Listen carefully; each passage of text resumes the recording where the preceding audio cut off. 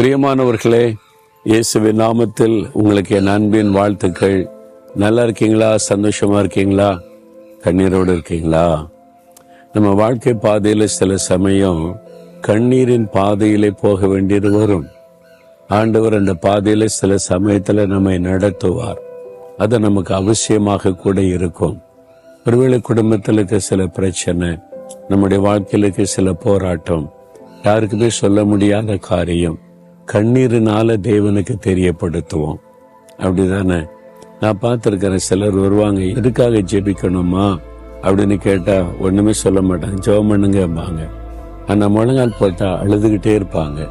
அந்த கண்ணீரின் மூலமாய் தன்னுடைய விண்ணப்பத்தை தேவனுக்கு தெரியப்படுத்துறாங்க. வெளியே சொல்ல முடியாத பிரச்சனை, கண்ணீர் மூலமா தான் அந்த பிரச்சனையை தேவனுக்கு தெரியப்படுத்த முடியும். அப்படிப்பட்ட பலரை என் ஊழிய பாதையில நான் பார்த்திருக்கிறேன். நீங்க கூட இன்றைக்கு அழுது கொண்டிருக்கிறீங்களா?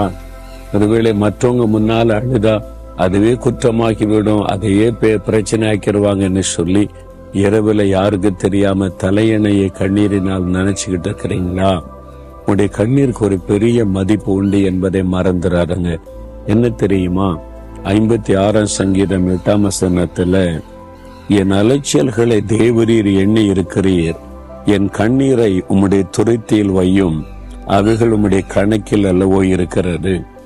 அதாவது பரலோகத்தில் ஆண்டு ஒரு துரித்து ஒரு பாட்டில் வைத்து நாம் அடிக்கிற கண்ணீரெல்லாம் அதில் சேகரித்து கொண்டே வருவதாக அவர் சொல்லுகிறார். அதை கணக்கு வைக்கிறாராம், இந்த பாட்டில எவ்வளவு இந்த கண்ணீர் வந்திருக்கிறது என்பதாய். ஏன் இந்த மாதிரி ஆண்டு சொல்லி இருக்கிறார்? சில காரியங்களுக்கு நீங்கள் ஜெபித்த உடனே, சாதாரணமா ஜெபித்த உடனே அற்புதம் நடந்துரும். சில காரியத்திற்கு உபவாசம் பண்ணி ஜெபிக்கும் போது அற்புதம் நடக்கும். சில காரியத்துக்கு கண்ணீரை ஆண்டவர் எதிர்பார்ப்பார்.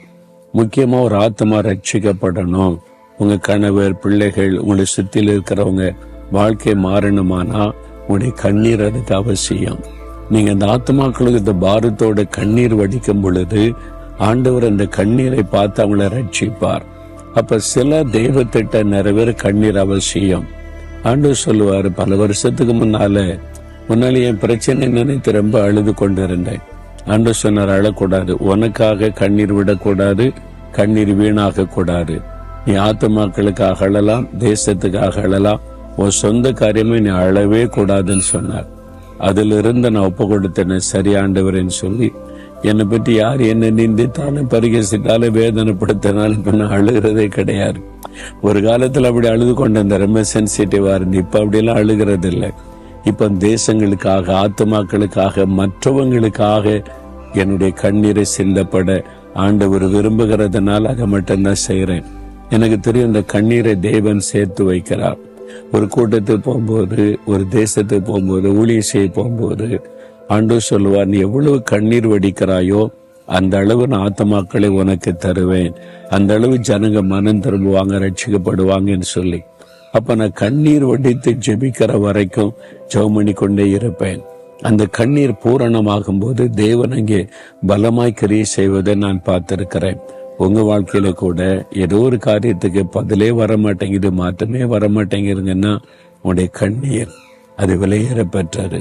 அவருடைய பாதத்துல அந்நாள் தனியா உட்கார்ந்து படிக்கல அழுது கொண்டிருந்தாள், ஒரு மாற்றமும் வரல. தேவ சமூகத்துல போய் மனம் கசந்து அழுத போது அந்த கண்ணீரை பார்த்த உடனே ஆண்டவர் இரக்கம் செய்தார். உங்க கண்ணீரை பார்த்துட்டு ஆண்டவரால் அமைதியா இருக்கவே முடியாது. நீங்க கண்ணீர் வடிச்சுட்டா உடனே தகப்பனுடைய உள்ளம் இழகிவிடும், உடனே அற்புதம் செய்வார். உங்களுடைய கண்ணீரை கணக்கு வைத்திருக்கிறார். அதனால உங்க கண்ணீரை வீணாக்காதங்க, சும்மா உட்காந்து அழுதுகிட்டு இருக்காதுங்க, மனுஷங்கிட்ட போய் அழாதுங்க, சும்மா உட்காந்து எனக்கு ஏன் இப்படின்னு உங்களே நினைச்சு அழாதுங்க. இயேசுவின் பாதத்துல போங்க, அவர்கிட்ட உங்களுடைய கண்ணீரை சிந்துங்க. அப்பான்னு கூப்பிட்டு நான் யார்கிட்ட சொல்ல, உங்ககிட்ட தான் சொல்லுவேன்னு அழுதுருங்க. உங்க கண்ணீரை அவர் சேர்த்து வைத்து பதில் தருவார். சில காரியத்துல இந்த கண்ணீர் நிறைவாகணும், அது வரைக்கும் நீங்க தொடர்ந்து அழுது ஜெபிக்க வேண்டியது இருக்கும்.